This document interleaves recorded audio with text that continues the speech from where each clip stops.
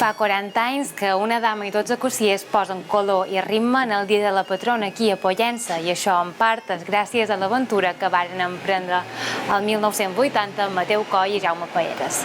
I arrel d'una notícia que ens van dir a Pollença hi havia cossiers i tal, no sé què, van dir, bueno, però era com un... Jo crec que diria... De veure què passa. Exacte, però diria que és com fer un treball d'escola. Vull dir, en el fons era dir, bueno, anem a fer un treball d'escola, d'investigació, i punto. Què passa? Que d'allò vas fent, i te vas traient més informació, i veus un moment determinat, incorporant en el que s'estava fent en un context, dius, doncs puntuaré una possibilitat de provar, una possibilitat. Tenim aquests elements, tenim això, tenim aquestes notícies, aquesta...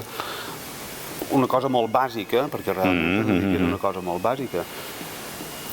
Ens tiram endavant, ho tiram endavant a veure què passa, i ho vàrem fer així. Vàrem demanar dobbers per vestuari, assajos, vàrem cercar gent que li interessava ballar...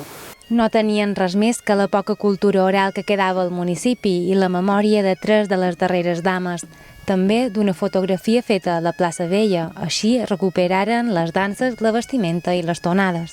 I amb aquests elements que teníem, i llavors els coneixements i el que se feia, és quan se munten el que són cossiers actuals. Ara veuen el vestuari, ja en els picarols i tal, la dama vestida de... Picarols. El vestit de la dama, que és blanc. Aquí Anna Maria de Causaig se va oferir i el va brodar ella, ella i les seves... La primera falda va ser feta seva, després se va retirar, no sé exactament per quin problema, però la primera falda la va fer ella amb molta estima, a partir d'una altra falda antiga d'època imperi, que tenia una dona de Pollença, que era la Magdalena Saletes. Hi havia una part de la societat que col·laborava, però la gran majoria era reticent. Però res va impedir que aquell 2 d'agost del 1981 fos emocionant. I aquell primer inflar de xeremies a dins l'església ens va posar un poc pel de punta, perquè davant l'església plena, el dia de la patrona, de gent,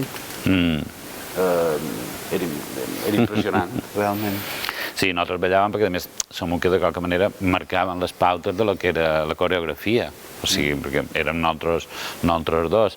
Pensa que des 12, doncs 4... que devien ser 4, 5, com a molt sabien ballar, o havien ballat de pagès. La resta no en tenien ni idea. No és que sigui un ball complicat, tampoc. No, per tenir ritme. I de llavors ençà es tocar la primera nota de les xeremies i Pollença al complet té l'emoció a flor de pell.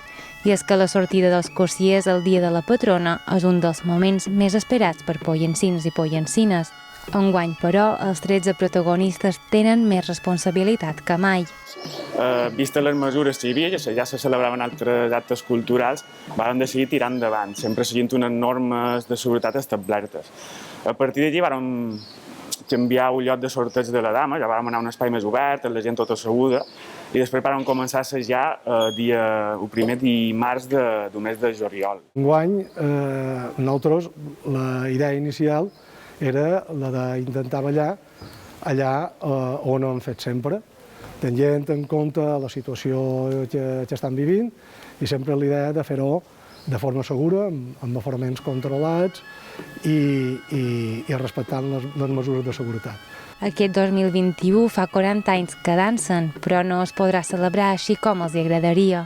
Una de les coses que van engrescar a decidir-nos a ballar enguany, una va ser les que ha explicat en Llorenç, que les mesures creuen que ho permetien, i l'altra era, a part de donar la possibilitat de que el dia de la patrona hi és un acte important com és el de ball de cossiers, també una de les coses que ens va engrescar era pensar que enguany se commemorava el 40 aniversari de la seva recuperació. Així es resumeixen 4 dècades de tradició, 4 dècades de festa.